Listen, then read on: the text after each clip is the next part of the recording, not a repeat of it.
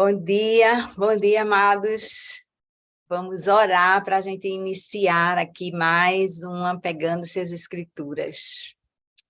Senhor, bom dia, Senhor, obrigada por essa manhã linda, maravilhosa, obrigada pelo dom da vida, obrigada pelo teu ensino, obrigada pelo aconchego que nós temos com você a cada dia, Senhor. Obrigada, Pai. Nós te pedimos, Pai, vem com teu Espírito Santo falar conosco hoje de uma maneira muito especial, Senhor. Vem nos ensinar a proceder nas nossas vidas, Senhor, tanto na intimidade contigo, quanto na divulgação, Senhor, da tua palavra. Obrigada, Pai, em nome de Jesus. Amém. Amém, amados. Hoje temos tanto que aprender. Vamos lembrar, olha, a tela cheia do resumo da semana passada. Nós vimos que Paulo chegou a Derbe e a Listra, né? Voltando agora pelo caminho inverso da primeira viagem. Ele agora vai revisitando as igrejas, mas começando da última, né? Que foi Derbe e seguindo para Listra. E aí ele tinha, né? Chegado ali. Quando ele chegou em Listra, ele encontrou com Timóteo. E aí tem uma fala, né, a respeito de Timóteo, que sua mãe era judia, convertida, e o seu pai era grego, lembra? Porque isso era muito importante na forma como as pessoas iriam aceitar, iriam ouvir aquilo que eles estariam falando, né, pregando. E aí Paulo queria levar Timóteo na viagem com ele, e por causa disso ele o circuncidou, né? Para que os judeus que estavam vivendo naquela região, eles não rejeitassem a pessoa de Timóteo. Isso é uma atitude de liberdade, né? De escolha de Paulo, mesmo diante daquilo que ele pregava, que era assim, não é preciso a circuncisão. Mas ele disse, Timóteo, eu acho que é importante, né, você fazer isso para não escandalizar as pessoas, né? E aparentemente Timóteo concordou. E aí Paulo e seus companheiros viajaram pela região da Frígia e da Galácia, se lembra? E eles foram impedidos, eu amo isso, eles foram impedidos pelo Espírito Santo de pregar a palavra na província da Ásia Menor, e eles tentaram entrar na Bitínia, mais para o norte, mas o Espírito de Jesus os impediu. Por quê? Porque ele tinha um objetivo, né? E aí, durante uma noite lá, Paulo teve uma visão e ele viu, né, esse homem da Macedônia chamando eles, e ele seguiu para lá. Eles atravessaram o Mar Egeu e eles chegaram à Europa. Agora o evangelho está chegando à Europa. E ele foi se dirigir à cidade de Filipos, lá. E quando eles chegaram em Filipos, não havia uma sinagoga para ele pregar, como ele fazia sempre. Então, ele foi para a beira do rio para achar pessoas que pudessem estar em oração. E ali ele pregou. Lídia estava entre as pessoas ali na beira do rio. Já ouviram falar de Lídia, né? Ela creu e foi batizada. E aí, um episódio importante do capítulo 16 é que eles encontraram aquela escrava, né, que tinha premonições pelo espírito, um espírito maligno, claro, né? Paulo, perdão, expulsou esse espírito da escrava, e aí os donos da escrava, que perderam a sua renda, fizeram acusações falsas às autoridades, e aí Paulo e Silas, eles foram açoitados, depois eles foram presos, né? Só que Deus não gosta dos amados dele em prisões, então eles fecharam, houve um terremoto, e os portões que estavam fechados se abriram, e as correntes que os prendiam, que eles estavam lá no cárcere interior, eles foram quebrados, né? Foram abertas as algemas, mas eles não escaparam. Só que o carcereiro pensou que Paulo tinha fugido e ele já ia se suicidar. E Paulo gritou, não faça isso, nós estamos aqui. E aquele homem, diante daquela ação, né, de Paulo, de preservar a vida dele, apesar dele provavelmente ter sido quem açoitou Paulo, ele se converteu pela ação de Paulo, e não pela pregação. Mas aí depois Paulo pregou para ele e para a família dele, e todos se converteram e foram batizados, né? E aí, depois de saírem da prisão, Paulo e Silas foram para a casa de Lídia, aquela da beira do rio, né? E aí, ali eles estavam em oração. Eles encorajaram aqueles irmãos e eles partiram. E aí nós vamos para o capítulo 17. Aí o início do capítulo diz assim: tendo passado por Anfípolis e Apolônia, chegaram a Tessalônica, onde havia uma sinagoga judaica. Segundo o seu costume, Paulo foi à sinagoga e por 3 sábados discutiu com eles com base nas Escrituras, explicando e provando que o Cristo deveria sofrer e ressuscitar dentre os mortos. E dizia: este Jesus que lhes proclamo é o Cristo. Alguns dos judeus foram persuadidos e se uniram a Paulo e Silas, bem como muitos gregos tementes a Deus, e não poucas mulheres de alta posição, ou seja, o evangelho era pregado ainda com muito sucesso, né? E aí, lembrando, agora eles estão em Tessalônica, eles já saíram de Filipos, né? E agora estão em Tessalônica. Tessalônica também era uma cidade muito importante, ela ficava a 160 quilômetros ao sul de Filipos. E aí, enquanto Paulo estava lá, ele recebeu ajuda financeira, né, suporte da igreja de Filipos. Isso a gente sabe, não pela narrativa de Atos, mas pela carta de Paulo aos filipenses, mais tarde, né, que ele vai escrever para as igrejas, e é a carta que ele escreveu aos filipenses, lá no capítulo 4, versículos 15 e 16, ele agradece pela ajuda que ele recebeu enquanto estava pregando em Tessalônica, né? E aí, eu ressaltei também a palavra discutiu. Paulo foi à sinagoga, lá em Tessalônica, mas ele não somente explanou a palavra, mas o texto diz que ele discutiu, explicando e provando. Paulo se deu ao trabalho de esmiuçar a palavra com aqueles tessalonicenses. E ele foi trabalhando a palavra para provar que Cristo que ele pregava, era o Messias prometido, né? O Cristo de Deus. Mas, né, apesar dessa troca, apesar dessas perguntas e respostas e evidências ali, aquele pessoal ainda foi meio duro, né? Mas houve várias conversões, então houve muitos convertidos ali naquele lugar. Porém, prosseguindo, né, no versículo 5, os judeus ficaram com inveja, aqueles que não se converteram, não se convenceram com a palavra, com a exposição de Paulo, eles ficaram com inveja. Reuniram alguns homens perversos dentre os desocupados e, com a multidão, iniciaram um tumulto na cidade. Invadiram a casa de Jason em busca de Paulo e Silas, a fim de trazê-los para o meio da multidão.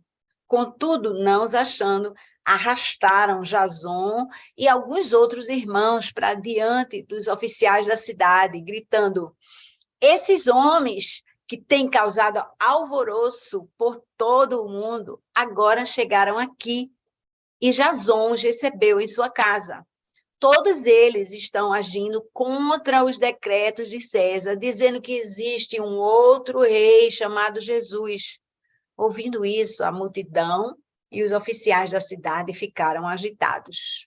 Então, a gente vê, né, como tinha acontecido lá antes, né, na primeira viagem, na Pisídia, em Cônio, em Listra, aconteceu que os judeus ficaram de novo com o quê? Inveja, inveja, porque a palavra de Paulo convencia as pessoas, e aí o que aconteceu? Eles criaram um tumulto, alegando, né, falsidades a respeito do que Paulo e Silas estavam pregando, né?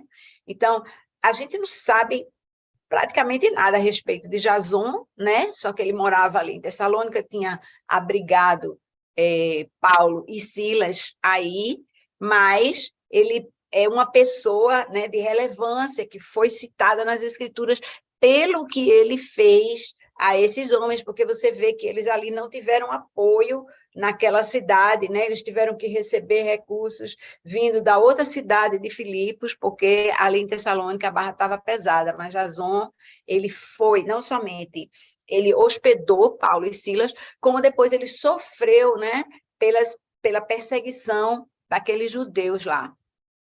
E aí, uma coisa que eu ressaltei, uma frase que é bem interessante, porque aqueles homens estavam com inveja, estavam revoltados. Por quê? Porque eles mesmos disseram às autoridades: esses homens têm causado alvoroço por todo o mundo. Aquilo é o que acontecia. Paulo e Silas, agora Timóteo junto com eles, né, estavam causando alvoroço no mundo, e a gente precisa fazer a mesma coisa, minha gente, vamos alvoroçar a terra, né, com a pregação da palavra. Continuando aqui nos versículos 9 a 12. Então, receberam de Jason e dos outros a fiança estipulada e os soltaram. Logo que anoiteceu, os irmãos enviaram Paulo e Silas para Bereia. Chegando ali, eles foram à sinagoga judaica. Os bereanos eram mais nobres do que os tessalonicenses, porque receberam a mensagem com grande interesse, examinando todos os dias as Escrituras para ver se tudo era assim mesmo. E creram muitos dentre os judeus, bem como dentre os gregos, um bom número de mulheres de elevada posição e não poucos homens. Esse versículo daqui, eu ressaltei, né? Eu botei o número dele, 11, e ressaltei, botei ele com letras bem grandes, porque esse é o versículo tema do Apegando-se às Escrituras. Se você olhar para o logo do Apegando-se às Escrituras, você vai ver que ali a nossa marca pequenininha embaixo do nome está escrito assim, Atos 17, 11. Por quê? Porque ali está escrito assim, os bereanos, eles faziam duas coisas muito importantes, né? Eles buscavam algo novo de Deus, né? Na palavra, eles iam investigar a palavra diz assim, esse texto diz, examinando todos os dias as Escrituras, não era só porque Paulo estava lá, eles examinavam todos os dias as Escrituras, né?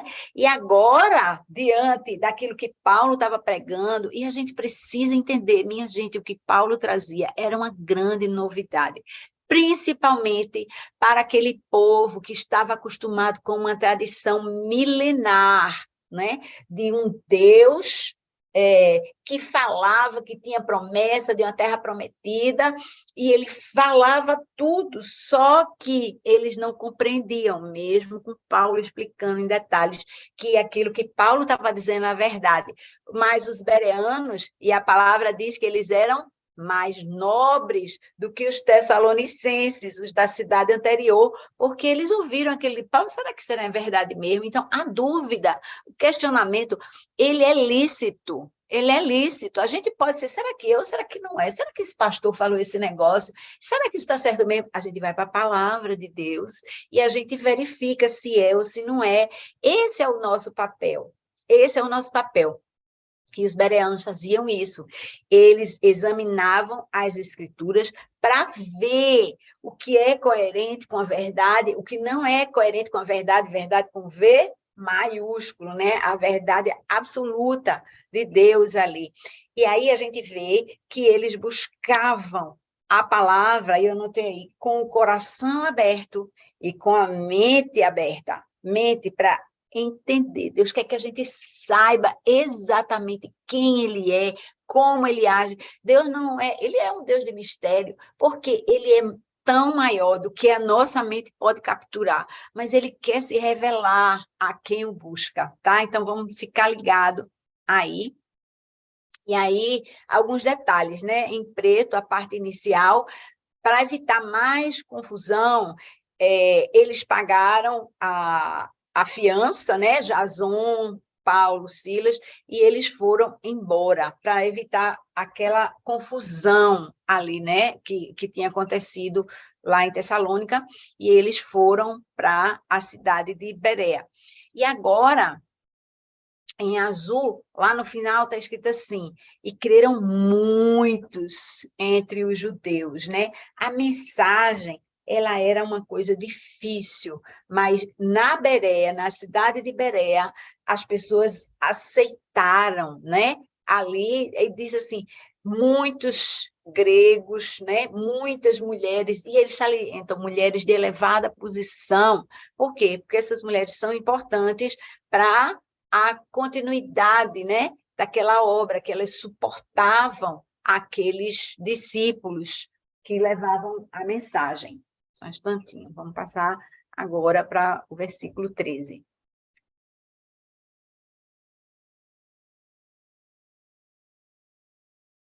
Aí o versículo 13 a 15 dizem assim: quando os judeus de Tessalônica ficaram sabendo que Paulo estava pregando a palavra de Deus em Berea, dirigiram-se também para lá, agitando e alvoroçando as multidões. Imediatamente, os irmãos enviaram Paulo para o litoral, mas Silas e Timóteo permaneceram em Berea. Os homens que foram com Paulo o levaram até Atenas, partindo depois com instruções para que Silas e Timóteo se juntassem a ele tão logo fosse possível. Olha, essa parte vermelha inicial no versículo 13, já ouviram isso antes? De novo, os judeus de uma cidade, agora a cidade de Tessalônica, ouviram falar que Paulo estava pregando em outra cidade, e aí o que eles fizeram? Dirigiram-se para a cidade agora, né? Foram para Berea para agitar as multidões, sempre aquele modo, né? E você entende que há um zelo pela palavra de Deus, mas, vê, o zelo pela palavra, ele não deveria ser maior do que o zelo por Deus, porque Paulo estava querendo fazer a obra de Deus, mas eles não entendiam isso. Então, a gente precisa, sim, ler a palavra, mas ler a palavra buscando a mente de Deus e não a nossa mente, não o nosso entendimento, do jeito que a gente quer entender a palavra, porque tem gente que lê a palavra e entende do jeito que quer. A gente tem que usar a palavra como veículo, canal, para a gente ouvir a voz de Deus e não fazer o contrário, porque é possível, vocês estão vendo aí, né? E aí a gente vê, né, que como aquele pessoal lá da Antioquia, da Pisídia, de Icônio, de Listra, esses judeus de Tessalônica também foram atrás de Paulo para agitar a cidade, né? E aí a gente vê o que aconteceu. Se liga no que aconteceu aqui, porque imediatamente os irmãos pegaram Paulo e enviaram para o litoral, para a parte do litoral, e a gente vai ver que ele está indo para a cidade de Atenas, está logo abaixo aí. Mas Silas e Timóteo ficaram em Berea para quê? Para cultivar o ensino, né, daquelas pessoas que tinham se convertido à mensagem, elas tinham recebido a mensagem, mas eu escrevi aí, olha, ainda é preciso ensinar a essas pessoas, discipular essas pessoas, esses recém-convertidos. Deus não diz, ide pelo mundo pregar o evangelho e façam convertidos. Ide pelo mundo, pregai o evangelho, ensinando-os. Aí a gente vai batizar em nome do Pai, do Filho e do Espírito Santo, né? Porque eles vêm para a comunhão dos santos, mas a palavra continua dizendo, ensinando-os a seguir tudo que eles tenham ordenado. A gente não pode se esquecer dessa parte, porque é muito importante. A gente tem que discipular as pessoas e ser discipulado. Se você não é discipulado ainda, procure alguém para lhe discipular. Tem gente disponível na igreja, sim, e se você já foi discipulado, você deve se tornar um discipulador agora, né? Veja a importância. Agora, Paulo foi sozinho para o litoral, deixou Silas e Timóteo, não que ele quisesse deixar, porque ele mandou a mensagem o quê? Venham juntar-se a mim assim que seja possível. Então, ele queria estar com Silas e Timóteo, né? Ali. Enfim, guarda isso, né? A ordem não é fazer apenas convertidos, mas fazer discípulos, e discípulos de Jesus, não é seu, não, assim, ai, cadê fulano, preciso de fulano, olha o que é que fulano acha, não, é o que é que Deus acha, a gente tem que aprender isso, a gente precisa, sim, de um discipulador, de alguém mais experiente, para nos ajudar na caminhada, né, a gente precisa estar junto com os irmãos, mas nós somos discípulos de Jesus. Seguindo a partir do versículo 16. Enquanto esperava por eles em Atenas, Paulo ficou profundamente indignado ao ver que a cidade estava cheia de ídolos. Por isso, discutia na sinagoga com judeus e com gregos tementes a Deus, bem como na praça principal, todos os dias, com aqueles que por ali se encontravam. Gente, agora Paulo estava na cidade de Atenas, Silas e Timóteo tinham ficado na Bereia para discipular as pessoas. E aí Paulo começou, né? Ele era turista, começou a andar pela cidade. Ele viu que a cidade estava cheia de ídolos. E isso é uma coisa muito difícil de você ver. Ele estava num lugar onde era o intelecto do mundo, minha gente. Eu fiz uma pequena pesquisa aqui, né, acerca, né, dos filósofos, dos sábios da Grécia, e eles se concentravam em Atenas. Alguns eram atenienses mesmo, né? Então, esses pensadores gregos eram filósofos, eram físicos, eram matemáticos. Eles não somente eram conhecidos na época, mas eles são conhecidos até hoje, né? Pitágoras. Quem estudou um pouquinho assim de geometria sabe o teorema de Pitágoras, né? A história da hipotenusa com os catetos e tal. Esse cara, ele viveu 600 anos antes daquilo que estava acontecendo ali. Aí, só para continuar, Sócrates, vocês já ouviram falar de Sócrates, não jogador de futebol, mas o filósofo, né?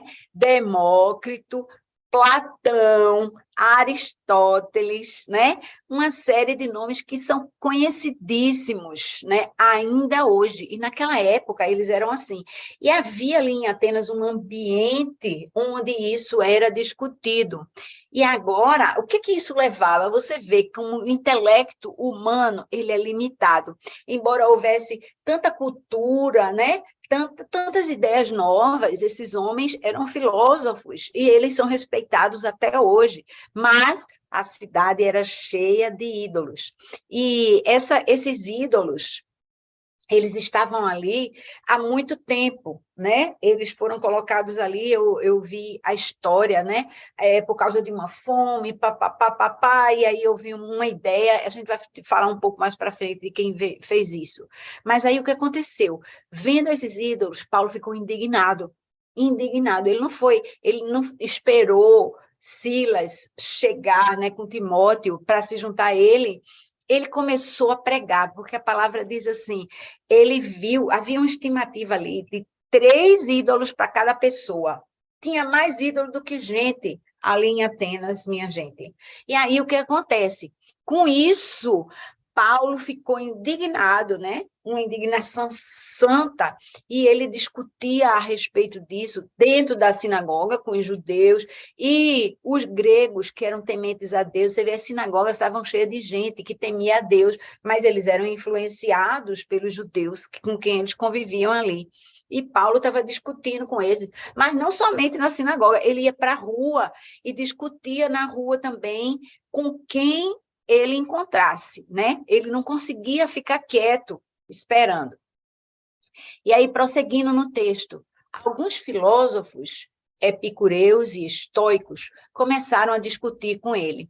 Alguns perguntavam: o que está tentando dizer esse tagarela? Outros diziam: parece que ele está anunciando deuses estrangeiros, pois Paulo estava pregando as boas novas a respeito de Jesus e da ressurreição. E aí eu separei um pouquinho para a gente, porque às vezes a gente passa por cima, assim, né? A gente lê. Alguns filósofos epicureus e estoicos começaram a discutir com ele. Alguma coisa muito importante aqui. Primeiro, que havia outros filósofos, né, de outras ideologias, e esses não estavam nem aí para o que Paulo estava falando. Então é importante que a gente saiba assim, esses aqui, eles estavam interessados, embora sarcasticamente, né? Dizer, o que esse tagarela está falando aí? Aí eu fui atrás. E olha, os epicureus, eles eram seguidores de um filósofo chamado Epicuro. Esse era considerado até um profeta ali. E aí, esses epicureus, eles procuravam viver de uma forma honrosa e justa, porém, eles acreditavam em duas coisas: os assuntos humanos interessavam apenas aos homens e os assuntos divinos interessavam apenas aos deuses, deuses no plural com D minúsculo, tá ligado, né?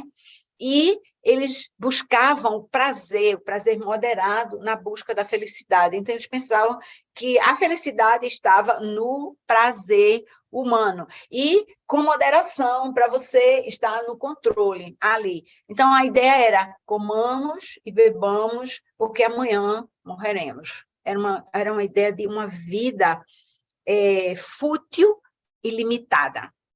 Já os estoicos, eles eram seguidores de um filósofo chamado Zenão de Cítium. E esse período, todos esses caras eram de uns 300 anos antes daquela época que estava acontecendo aquilo, a visita de Paulo, né? Esses tinham uma visão panteísta, né? Os estoicos. E panteísta é uma palavra que a gente ouve com frequência, mas algumas vezes a gente não se liga no que significa. Significa que a ideia, né, do panteísmo é que tudo e todos compõem um Deus abrangente, né? A natureza é Deus, né? O universo é Deus, né? Tudo é Deus ali, né? Não há um Deus, uma divindade, né, única e completamente à parte da sua criação, né? Porque o universo é criação de Deus. Então, olha a mistura, né? A confusão na cabeça desses sábios. E aí a gente não, eles pensavam, né?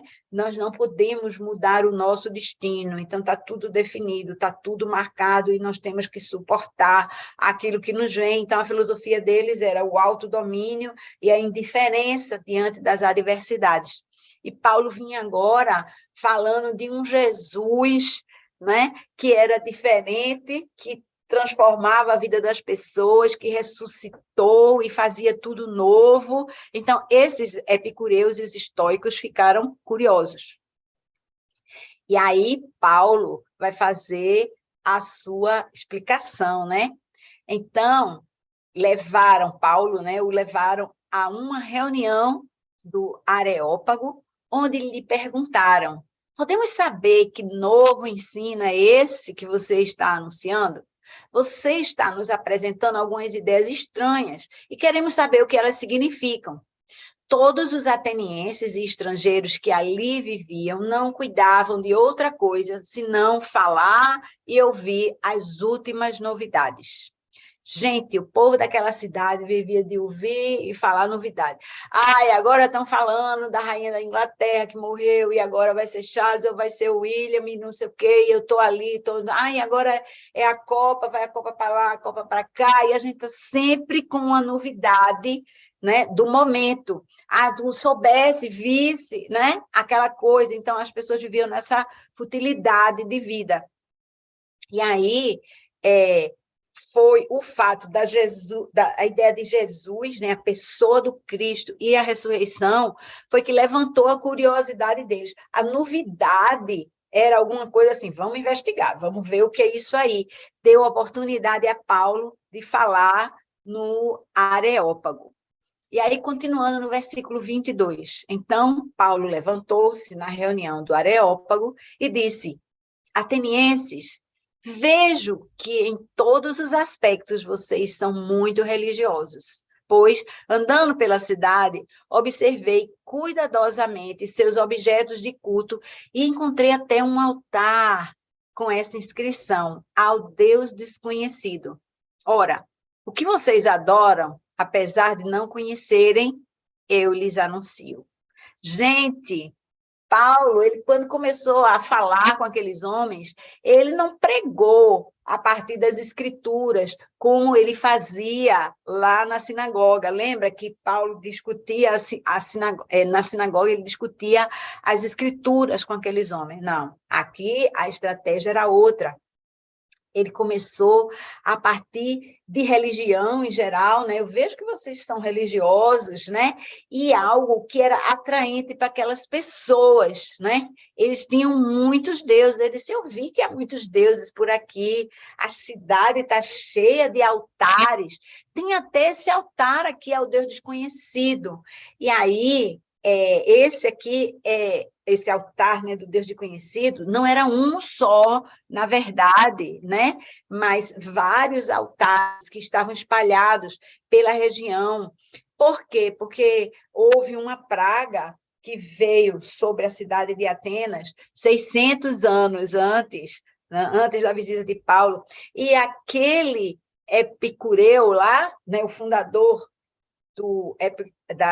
daquela filosofia, ele disse assim: olha, vai ver que os deuses estão insatisfeitos. Então, a gente faz altares para todos os deuses, mas de repente a gente esqueceu algum. Vamos fazer um altar para o Deus desconhecido. Então, por uma superstição, eles fizeram aqueles altares.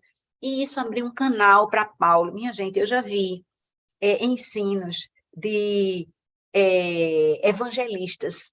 Os evangelistas, eles têm essa veia, e nós devemos pegar isso mesmo. A gente precisa se ligar no que é que pode capturar, o que porta Deus está abrindo para a gente falar com alguém. O Espírito Santo de Deus, ele nos mostra, olha, essa pessoa está interessada nisso, eles estavam interessados em deuses, e esse Deus estranho era alguma coisa que eles não conheciam. Paulo disse: sabe esse Deus estranho aí, esse Deus desconhecido? Eu vou falar deles para vocês, né? E aí ele encontrou aquela porta aberta, ele entrou por ali, disse: vamos falar sobre isso. Continuando no versículo 24.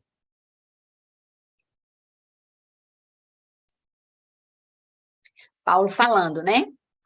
O Deus que fez o mundo e tudo o que nele há é o Senhor do céu e da terra, e não habita em santuários feitos por mãos humanas. Ele não é servido por mãos de homens, como se necessitasse de algo, porque ele mesmo dá a todos a vida, o fôlego e as demais coisas. De um só fez ele todos os povos, para que povoassem toda a terra, tendo determinados tempos anteriormente estabelecidos e os lugares exatos em que deveriam habitar. Ao explicar Deus a eles, Paulo começou do princípio. Minha gente, aquele povo não sabia nada de Deus, nada de Deus. Então, ele começou a falar de Deus pelo começo. Ele disse: Deus é o Deus criador de todas as coisas e nós somos suas criaturas. Lembra que eles estavam falando a um povo que era panteísta, que achava que Deus e as coisas era tudo igual, né? O universo é Deus. Não, peraí, Paulo diz, peraí. Deus é o Senhor, criador do céu e da terra. Ele fez o mundo e tudo o que nele há. Paulo começou dizendo com clareza que Deus era o Criador e tudo era criação, inclusive nós, que somos criaturas, né, de Deus. E essa visão do mundo é muito diferente daquela visão epicurista, né, de que nós somos uma combinação. Isso a gente não entrou em detalhe aqui, eles pensavam que a gente era uma combinação aleatória de átomos, né? Os átomos se misturam, aí era aquela ideia, né, que veio mais tarde ser oficializada aí, que anda pela ciência, mas Paulo estava esclarecendo, não é assim, né? Ele também não rejeitava, né, toda a ideia do panteísmo, né, dos estoicos, tá? Então, ele rejeitou a ideia dos epicuristas e a ideia dos estoicos, que eram os dois ramos, né, de filosofia do povo que estava na audiência dele. Mas Deus é quem ele mesmo diz quem ele é nas Escrituras. Então, Deus é autossuficiente. Paulo foi explicando a eles. Ele é o criador de todas as coisas e ele é autossuficiente. Ele não precisa que a gente sirva para nada. Uma ocasião, eu fui em um país, eu fui na China, né? E eu fiquei impressionada como em cada esquina você acha uma estátua de Buda e uma espécie de cesta embaixo, às vezes é em concreto, às vezes é de palha, às vezes tem outro material, e ali eles colocam frutas, eles colocam coisas vivas como para servir aquele Deus que está ali, um Deus de pedra, né? E eles colocam ofertas ali, e é tudo muito natural, muito fresco. Você vê que as pessoas se dão esse trabalho de servir a esse Deus que está ali, como se ele precisasse daquilo, né? Do serviço de homens. E aí Paulo diz, olha, Deus não precisa de nós, ele é autossuficiente, ele é quem ele diz que é nas Escrituras, né? E aí, Paulo, nessa parte azul do texto, a gente colocou, de um só ele fez todos os povos, para que povoassem a terra. Então, Paulo se refere à história da criação, ele fala de Adão, ele fala de Noé, né? A partir de um só, no caso, Adão, que foi o primeiro homem, ele fez toda a povoação da terra. Então, aos poucos, Paulo vai explicando, né, a respeito de Deus e da sua criação àquele povo. Continuando no versículo 27, Deus fez isso para que os homens o buscassem e talvez, tateando, pudessem encontrá-lo, embora não esteja longe de cada um de nós, pois nele vivemos, nos movemos e existimos. Como disseram alguns dos poetas de vocês, também somos descendência dele. Esse slide é o pipoco. Minha gente, nem parece, né? Parece pau, tá começando, conversando. Passei batida por ele muitas vezes, mas olha, aqui salientado em azul e nesse tonzinho aí, que eu não sei como é o nome, Paulo está falando direto a linguagem daqueles homens, daqueles gregos, por isso que eu não entendi, né? Aqui a citação de dois filósofos, né? Em azul, Paulo estava ali se referindo a um texto, né? Paulo sabia que esses atenienses, eles não conheciam o Antigo Testamento, não adiantava falar isso que dizem os profetas. Então, para alcançar essa audiência, ele cita os poetas que eles conheciam, e ele mesmo diz, como disseram alguns dos poetas de vocês, né? E aí ele fez citações de gregos falando a respeito do deus Zeus, que era o supremo, o deus supremo deles, né? E aí ele cita essa primeira parte, pois nele vivemos, nos movemos e existimos. Foi uma citação da obra chamada Crética, de Epimênides, que é um cretense, lá, que é o cara exatamente dos Epimeneus, lá, e aí, esse cretense, ele viveu, cretense da ilha de Creta, né? Ele viveu 600 anos antes de Cristo, ou seja, ele já era famoso, citado há séculos ali.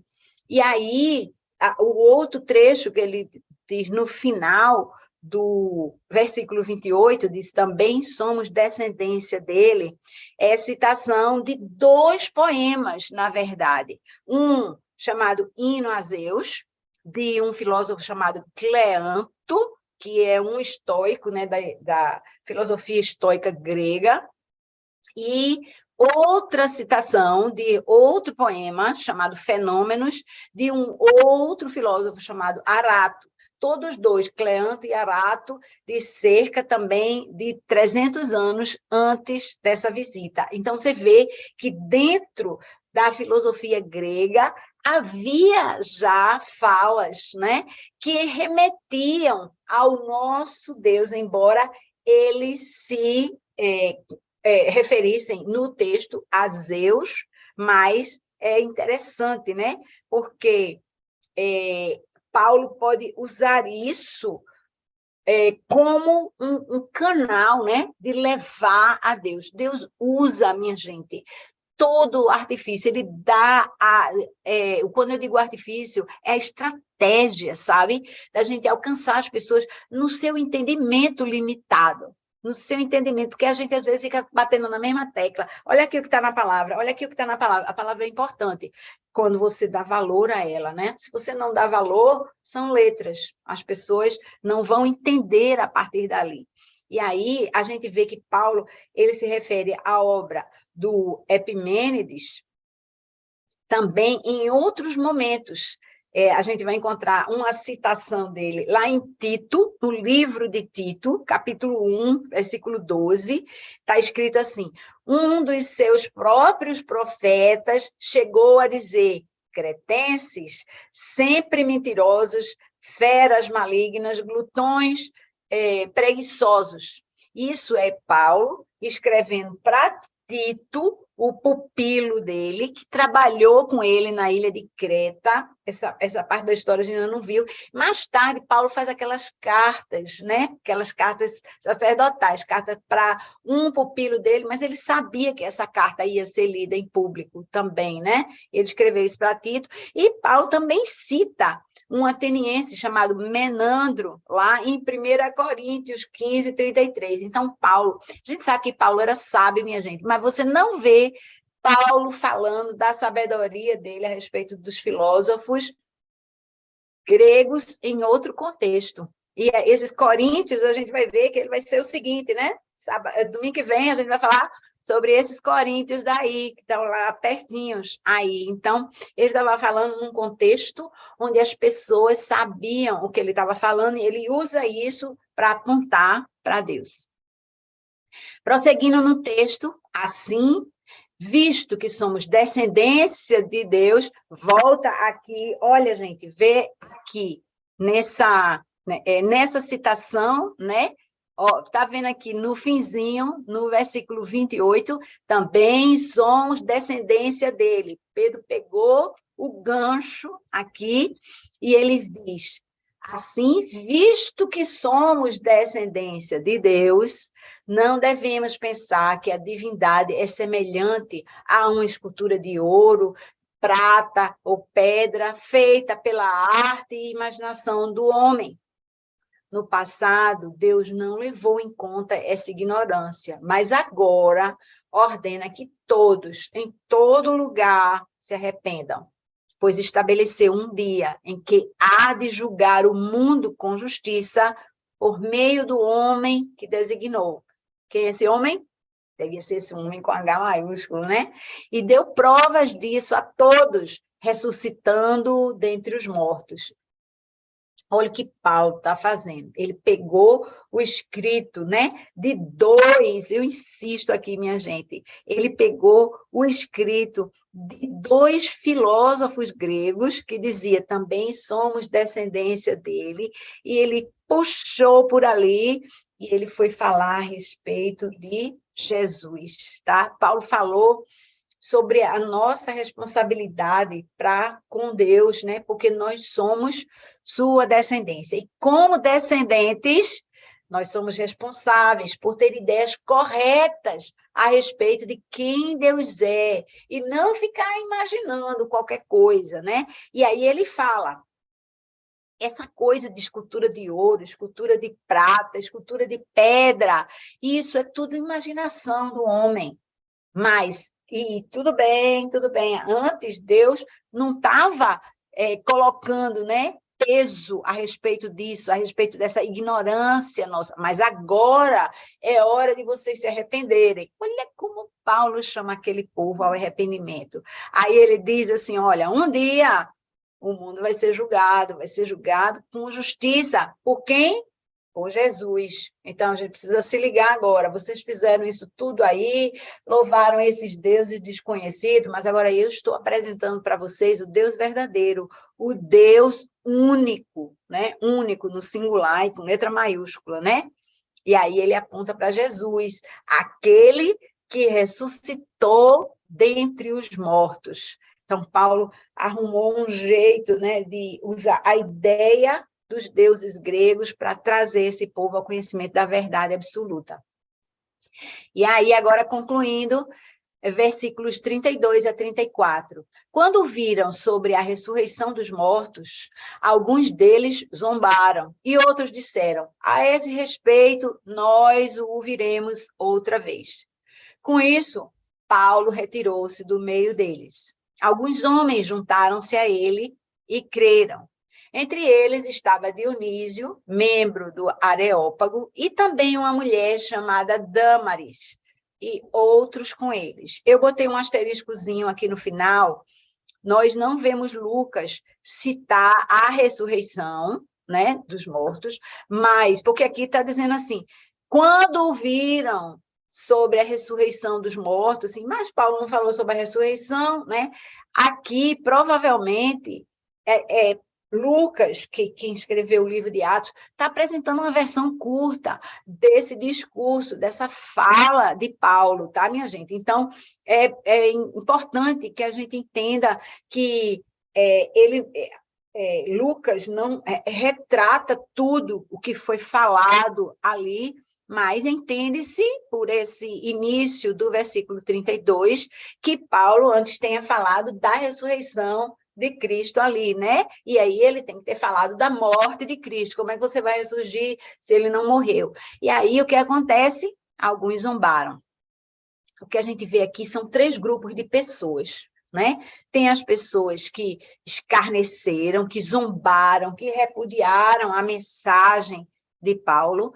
Temos as pessoas do deixa para depois, e deixa para depois parece uma condescendência, né? Tudo bem, eu não sou nem a favor nem contra. Acontece que isso é uma indicação de que você acha, eu estou no controle, eu não entendo a importância daquilo que está ali, né? Da urgência de entregar a minha vida a Jesus. E, finalmente, no versículo 34, final, diz, alguns creram, né? Como Dionísio e Dâmaris. Aí. E aí eu pergunto a você, em que grupo nós nos encontramos hoje? Em que grupo você se encontra hoje? Será que você que está assistindo aqui crê mesmo em Jesus? Será que você está na dúvida se é ou não é? Problema zero, faz feito os bereanos, vai na palavra, investiga, é ou não é, né? Mas a gente precisa ter uma resposta de aceitar isso, caso isso seja verdade, né? A gente precisa. E se a gente aceitar, não aceitar superficialmente, mas aceitar com tudo o que vem junto, né? Com isso, que é entregar a nossa vida a Jesus, significa santificação, né? Transformação e discipulado. Amém? Vamos embora agora para a nossa conversa. Bom dia, todo mundo, com quem eu não falei ainda. Como é que vocês estão aí, minha gente, essa manhã? Quem que vai falar primeiro?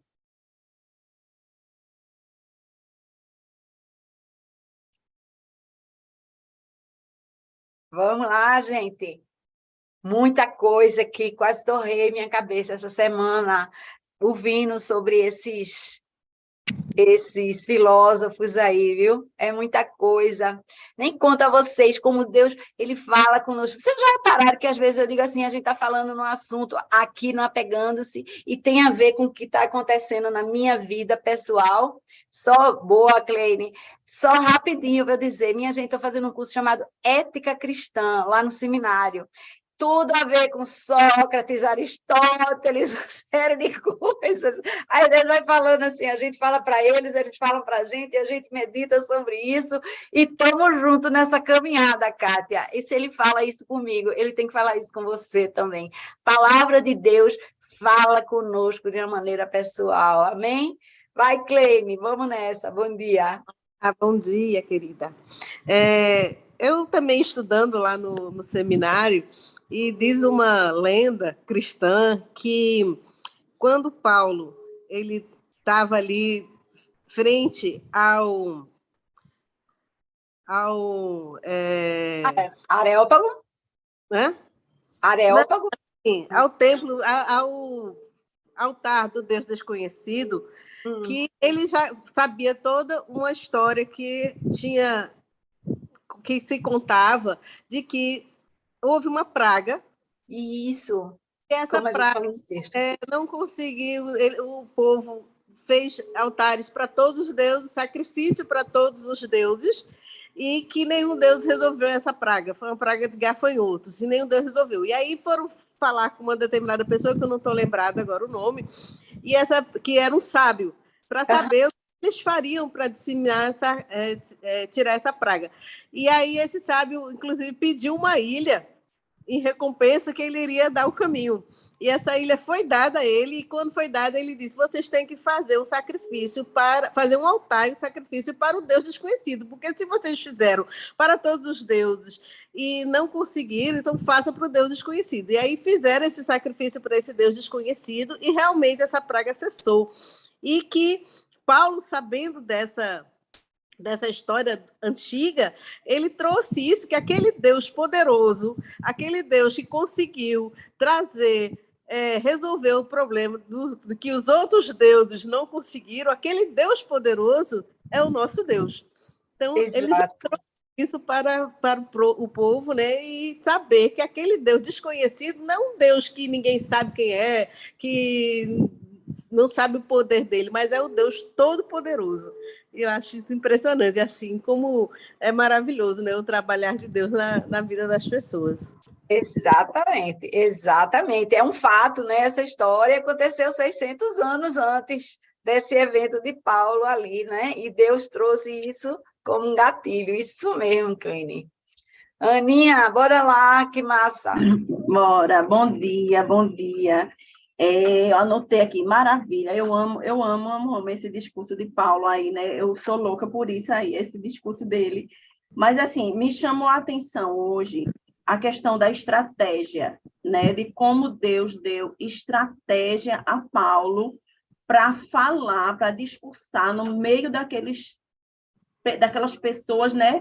Cultas, vamos dizer assim, pessoas ali, né? Que tinham aquele respeito, não eram pessoas leigas qualquer, eram pessoas, né, estratégicas, e que Deus deu toda a sabedoria a Paulo para pregar ali no Areópago. E o que me chama a atenção, assim, trazendo para a gente a necessidade da gente estudar, da gente entender o contexto das pessoas, conhecer a cultura, conhecer as tradições, para que a gente não chegue só de goela abaixo. Ó, a Bíblia é isso aqui, tarará, tarará, tarará, Ofendendo.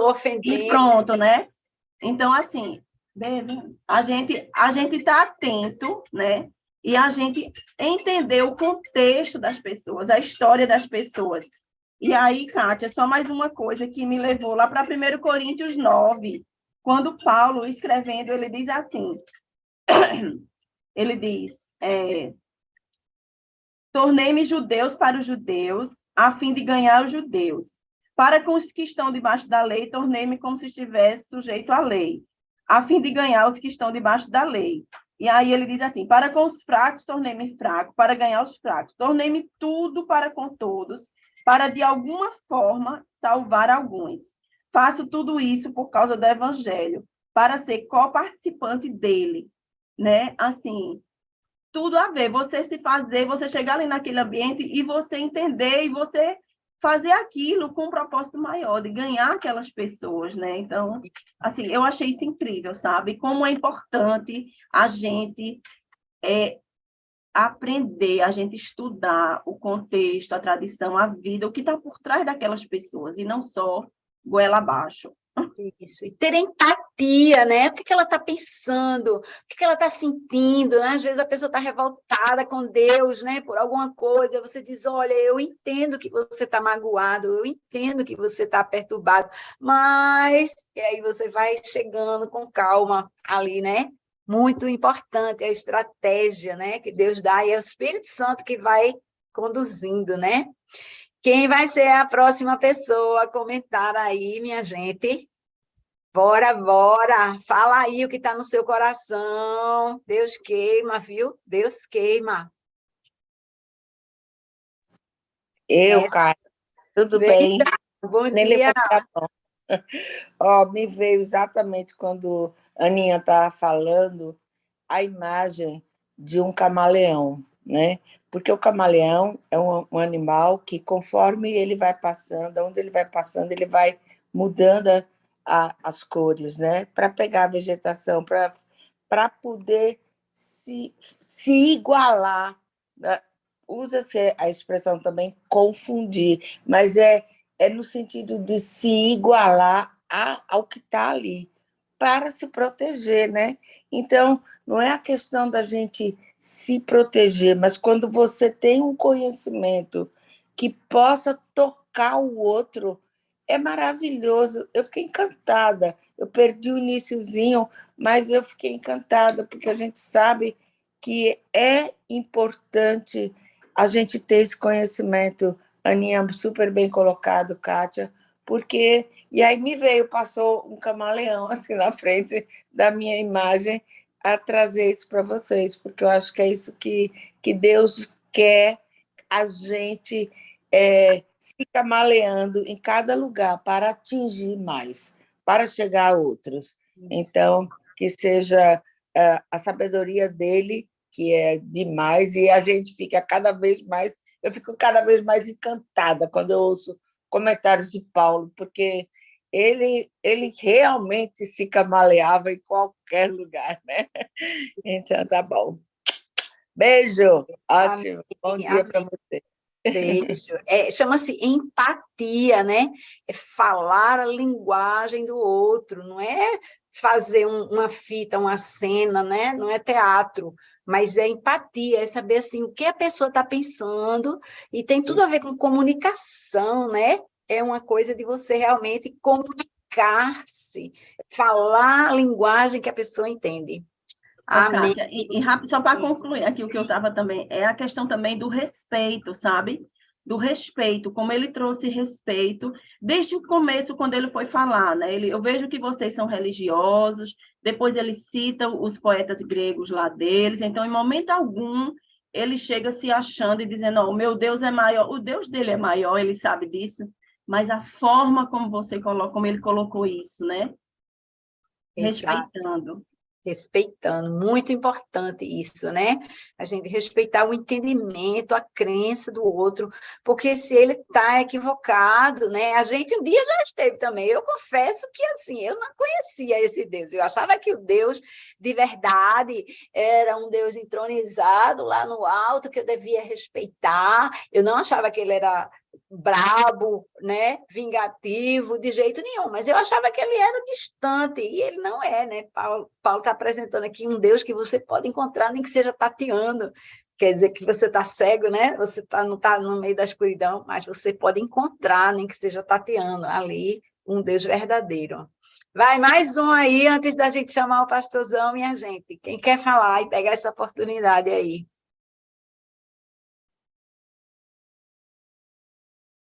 Ninguém. Pense nisso durante essa semana, viu? Muito importante aqui, muito aprendizado. Pastorzão, vamos embora. Com você. Bom dia, gente querida. Coisa boa. Maravilha, mas essa lição aí, né? A gente chega nesse capítulo onde a gente fala a importância, né? Já foi tudo tão bem falado aí, as pessoas chamaram a atenção, mas como Kátia falou durante a apresentação, né, o texto base do Apegando-se, como é importante, né, a gente se apegar às Escrituras para não simplesmente para obter conhecimento, mas para obter, né, um discernimento de prática, de vida prática. Tá? Então, muita gente diz muita coisa que devemos fazer, como devemos fazer, o que não devemos fazer. Mas a gente tem a liberdade de ver se as coisas que nos são propostas a fazer, seja até mesmo no ambiente religioso, né, como aconteceu com Paulo, ou seja, nós temos a liberdade de ver na palavra a coerência com a palavra, ou seja, a coerência com Deus. Não é porque simplesmente alguém, uma autoridade, seja ela civil ou eclesiástica, está falando alguma coisa, mas a gente tem que ver se aquilo ali é coerente com as Escrituras. Então, apegar-se às Escrituras é isso, traz para a gente uma liberdade de um agir em santidade, de um agir de acordo com a vontade de Deus. Isso é muito bacana e eu louvo a Deus, né, porque quem está aqui hoje tem entendido a importância disso, tem entendido a importância de cada vez mais se aprofundar nas Escrituras. Vamos orar, então, nesse momento. Pai, Tu és bondoso, Senhor Deus, e a tua graça, Pai, nos alcançou de maneira que deixa cada um de nós, Senhor Deus, plenos de alegria, de felicidade, e obrigado pela liberdade que temos com as Escrituras, com a palavra.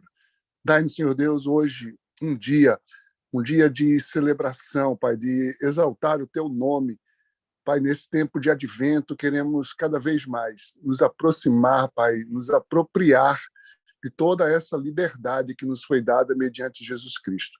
Abençoa-nos, Senhor Deus, no dia de hoje, que tudo que façamos seja para a honra e glória do Teu santo nome, em nome de Jesus. Amém. Amém, Amém, gente.